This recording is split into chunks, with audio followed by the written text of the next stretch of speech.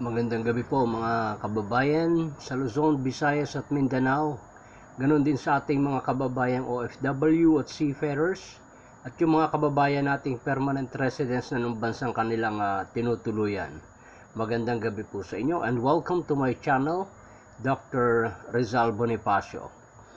Now, gusto lang ko pong bigyan ng konting pagtalakay itong issue nung katatapos lang na BICAM na kung saan yung sinabi ni Senator Amy Marcos na inalis nila yung budget para sa AKAP bigla pong naibalik at yung budget naman para sa PhilHealth ginawang zero. But bago po natin talakayin yan, dun sa mga hindi pa po nakasubscribe, so baka pwedeng makiusap, mag-subscribe na po kayo, no? At pindutin nyo na rin yung bell button para maging na ma-notify kayo pag meron po tayong bagong video. And paki-share na rin po at paki-like yung ating video po. Anyway, again, let's go to the topic. Now, kamakailan lang po bumuo sila ng technical committee doon sa BICAM kung saan tinalakay itong mga pagkakaiba nung kanilang mga panukala, no, sa mababang kapulungan at sa mataas na kapulungan. So bago yan, binanggit na ni Senator Amy Marcos na inalis na nila yung AKAP at yan din yung sinabi ng ilang mga senador. Dahil ito nga parang redundancy nung AYIC tsaka nung tupad, no? So kaya inalis nila. Now, after the BICAM or after nitong yung technical working group nila, no? Bigla na lang po na ito pa lang si Grace po, no? Saka pahintulutan na rin ni Chis Escudero ay biglang pumayag na ibalik yung AKAP. At ang dahilan yung 5 billion pesos. 39 billion yung hinihinging budget. And dyan sa 39 billion na yan yung inalis. Pero, after doon sa technical working group na binuo nila, ito pa lang si Grace po at itong si Chis Escudero nasuhula ng 5 bilyong piso. Nakipag-compromise sa Kongreso para ibalik yung budget ng AKAP provided na magbibigay o maglalaan ang Kongreso ng 5 bilyon para sa Senado. At yung 5 bilyon ay paghahati-hatian ng mga senador na nagsipagpirma kaagad without thinking, without reading, just because of the 5 billion pesos. At yung natira, naging 26 yata yun, bagamat binawasan, meron pa rin 26 billion na budget para sa AKAP ng mga kongresista. So, nakakalungkot isipin na itong si Grace po, naglilinis-linisan lang din pala. Deep inside, gusto rin palang makakatkong. Pati itong si Chis Escudero. So, itong mga re-electionist, most of them, excluding the two PDP members na re-electionist na hindi pumirma. Then the rest of the re-electionist, nagdali-dali sa pagpirma because of 5 billion pesos. Na kung sabihin natin, halimbawa, 23 silang senador at 3 ang hindi pumirma, itong mga miyembro ng PDP laban, 20 yung pumirma. At dun sa 20 na yan, kung hahatiin natin yung 5 billion pesos, ang bawat isa po sa kanila ay meron na namang pagkukunan ng maibabangko na tig to 250 million pesos each. So ganito na po kalala mga kababayan ang korupsyon sa ating Senado at Kongreso at sa Malacanang. Sa isang banda, hindi tayo magtataka. Bakit?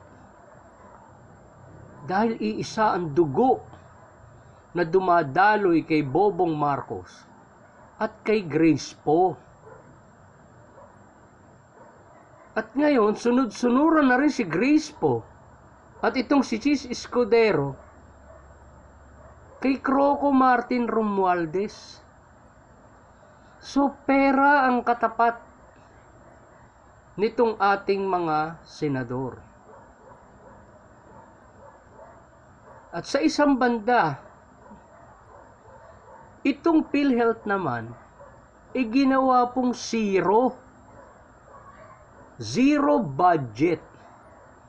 At ang katwiran ni Grace Poe, para daw parusahan ang mga tao sa PhilHealth. Ganyan nakahina ang ulo ni Grace Poe. Bigla pong nabobo. Dahil dyan sa 5 billion pesos. Bakit natin nasabing bobo? Paano mo maparurusahan yung mga tao ng PhilHealth? Gayong yan ay sumisweldo pa rin yan buwan-buwan. Ang pinarurusahan nitong si Grace Poe ay yan pong mga member ng PhilHealth.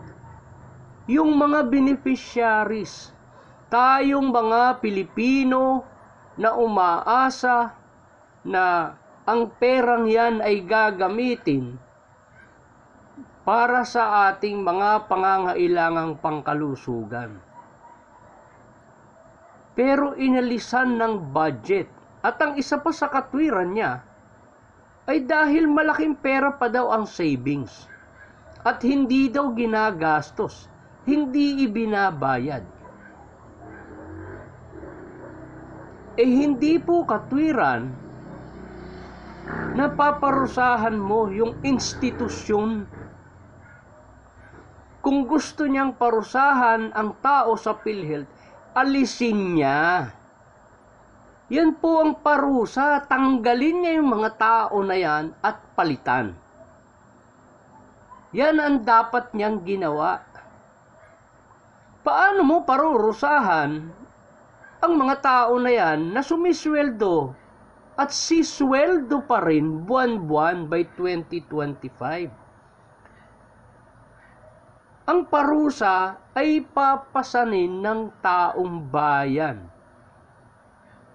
Lalo na yung mga patuloy na nagbibigay ng kontribusyon ng 500 piso buwan-buwan.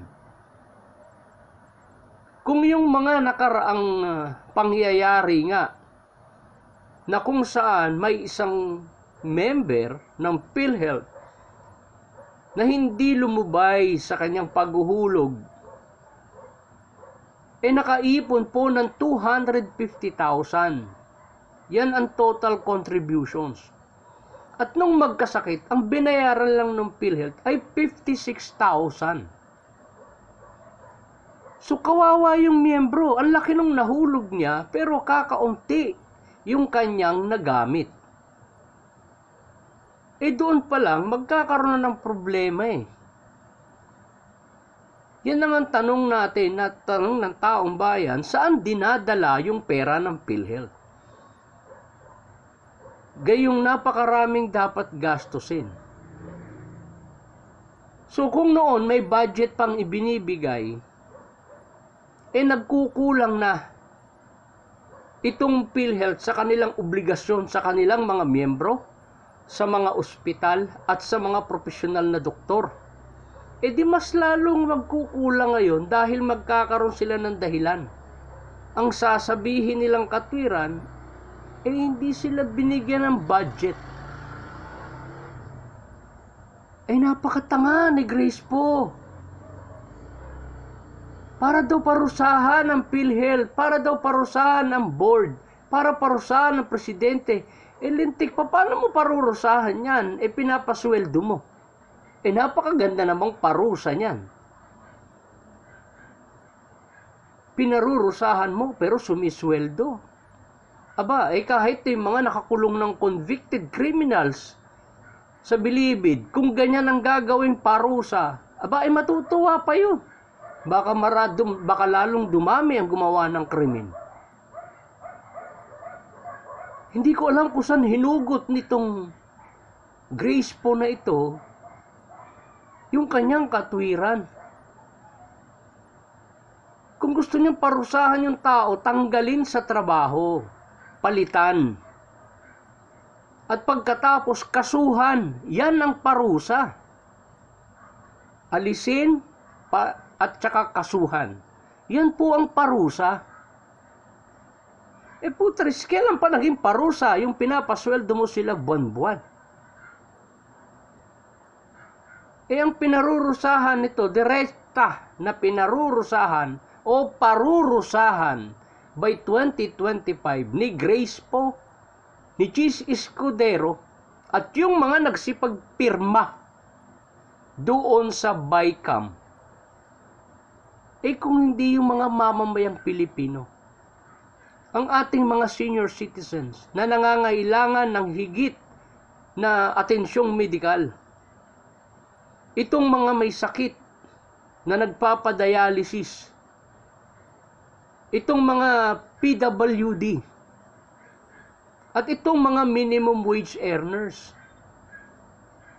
Ito po yung direktang parurusahan nitong mga senador na ito sa pangunguna ni Grace po at saka ni Chis Escudero. So napakaliwanag po mga kababayan na mas ninais nitong mga hinayupak na senador na ito at nitong kongreso ngayon na mga buwaya na parusahan ang mamamayan sa kanilang pangangailangang pangkalusugan kesa dito sa mga taong namumuno. Inaasahan ni Grace po yung 500 billion. Ito nga, biglang pumasok pa sa kontrata itong PhilHealth at DBP kasama ang Tingog Party List. At ang intensyon ay gagamitin yung pera ng PhilHealth sa pagpapagawa ng mga health infrastructures or hospitals at mga pambili ng kagamitan sa ospital. Hindi po kasama sa mandato ng PhilHealth ang magpagawa ng ospital at bumili ng mga equipments and tools para sa ospital. Hindi po obligasyon ng PhilHealth at wala sa charter yan na nakasulat ng ganyan. Ang mandato lang ng PhilHealth magbigay ng ayudang pinansyal doon sa mga pangangailangang pangkalusugan, sa gamot, sa operasyon, check-up, mga dialysis. So ito, yung hospitalization bill, kasama yan sa mandato ng PhilHealth. Pero yung pagpapagawa ng ospital, DPWH po dapat ang kasama dyan, hindi Tingog Party List, hindi rin dapat PhilHealth. Yan po nasa congressional budget ng mga buwaya. Yung kanilang infrastructure fund ng mga buwaya. At yan po ay nakapaloob sa budget ng DPWH. Ang katwiran nitong asawa ni Totoy Buaya, na si Croco Martin Romualdez, at itong si Yesa Romualdez, magpo-provide daw ng loan ang DBP.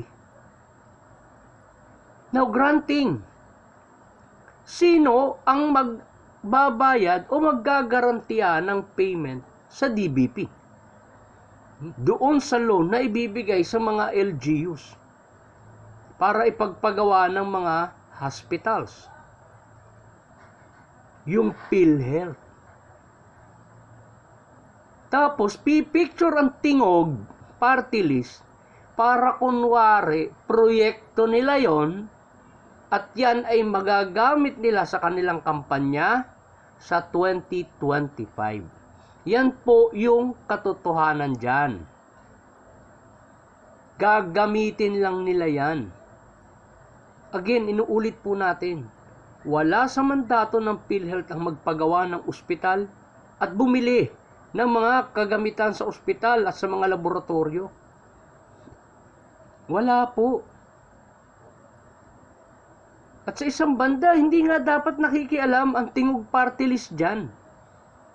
Dahil wala silang pakialam para maglaan ng pondo para dyan sa mga hospitals. Andyan na po sa DPWH yan. Yan ang dapat na kakontrata ng DBP at ng LGU. Hindi po ang PhilHealth at hindi rin lalo na ang tingog party list. So napakaliwanag po itong kuntsabahan po na ito. No? Isa pong pambansang conspiracy, isang pambansang sindikato, itong binuo na ito sa administrasyon ni Bobong Marcos. Na kung saan kaliwat kanan ang pagkuha sa pera ng taong bayan. So nakikita po natin, yan po napakalinaw, no? Mga kababayan natin. Yung ginawang pagbibigay ng zero budget ng Senado, yan po ay kabubuhan ng liderato at itong committee chairman ng finance na si Grace po. Hindi katwiran yung mayroon pang savings. Ayan na nga, huhut-hutin na nga yung savings eh. Kung yun noon may savings, may budget, nahihirapan pang magbayad. Paano pa ngayon na walang budget? Binigyan lang lalo ng katwiran o ng kadahilanan ni Grace po at nung kanyang mga kasapakat na mga sindikato, itong PhilHealth para hindi makapagbayad sa kanilang mga obligasyon sa ospital at sa kanilang miyembro. So yan po ang magiging senaryo by next year. Sigurado po magkakagulo. At pagkatapos yung AKAP, ito ngayon yung kanilang idiniretso, ibinalik at inaprubahan na yung AKAP na yan ay hindi po kasama sa National Expenditure Program. Pero isinama nila sa General Appropriation Bill. Ibig sabihin, ito po ay hindi ma-audit. Kita nyo? Ganyan kagaling ang utak ni Croco Martin Romualdez. At sinang-ayunan naman nitong mga hayop na pumirma nitong mga senador. Dahil hindi na sila ma-audit. 250 million is 250 million. Walang auditing. Dahil hindi kasama sa National Expenditure Program, anong i-audit ng COA ng mga expenditures? Hindi nga kasama. Pero isinama doon sa General Appropriation Bill. So magkakaroon po tayo ng problema sa auditing pagdating po sa isang taon. Yan na po yung magiging senaryo natin. Sandamakmak na naman at bilyong-bilyong piso na naman ang mapapasakamay ng mga buwaya sa Senado at buwaya sa Kongreso. Mananalasa na naman sila sa kaban ng bayan. Napakaliwanag po mga kaibigan. Mga kababayan ko, diyan napupunta ngayon ang mga tax na ibinabayad natin. Yung mga remittances ng OFW na nagtitiis sa ibang bansa, nagpapaalila para lang may mairemit sa bansa at pagkatapos huhut-hutin, sisimutin nitong mga buwaya sa Senado at sa Kongreso. Sana po magising na tayo. Sana yung iba na natutulog ang kaisipan, magising na kayo. Kung hindi man, iuntog nyo yung ulo nyo, baka sakaling matauhan kayo. Yung mga naniniwala pa dito kay Bobong Marcos, mag-isip-isip kayo. Sayang ang ipinagkaloob na utak sa inyo ng Diyos. Kung hindi nyo gagamitin sa tama at magmimistula din kayong mga bangag, kagaya ni Bobong Marcos. So sana po, kahit papano, meron tayong naipahatid na mensahe sa inyo at naunawaan ninyo. Kung paano didiskarte itong mga senador at kongresista sa susunod na taon. Na kung saan itong pera ng akap na ito ay gagamitin para sa kampanya. Maliwanag po yan. At ang gusto nilang mangyari marahil kaya siniro nila itong PhilHealth, para yung mga kababayan ay lalapit sa kanila. Itong mga nangangailangan nating kababayan, lalapit sa kanila. Para nang sa ganon, magkaroon kunwari ng utang na loob sa kanila. Mga utang ng ina ninyo talaga. Kayong mga kongresista, kayo't mga senador. So kaya nakakalungkot po mga kababayan. Pero sana manatili po tayong matatag. Dahil ilang panahon na lang tayo po ay boboto. At sana maging wake up call sa atin itong ginawa ng Senado na ito at ng Kongreso, na itong mga re-electionist na senador at mga kongresista, iitapon na po natin sa basura. Dahil wala pong legal remedies na maibibigay tayo o magagawa ang sambayanan para lang makamit natin ang hustisya laban sa mga ganid na mga politiko, kung hindi yung ating boto. So kaya sana sa susunod na taon, sa eleksyon, ibasura na natin lahat itong mga re-electionist na ito. Itong mga nagsipirma na mga re-electionist na kandidato ng administrasyon ni Bobong Marcos. Kailangan pong maibasura yung mga yan at mapalitan ng mga bagong senador na mayroong pagmamahal sa bayan, may malasakit sa mamamayan. Hindi katulad ditong mga politiko ngayon. Ganon din sa mga kongresista natin, kayong mga nasa lokal, kayong mga mamamayan sa pagboto ninyo ng lokal. Itong mga kongresista ninyo na namamayagpag ngayon sa pagnanakaw ng pera, iwaksin nyo na po. Bigyan nyo na po ng hangganan at katapusan ang kanilang pamamayagpag.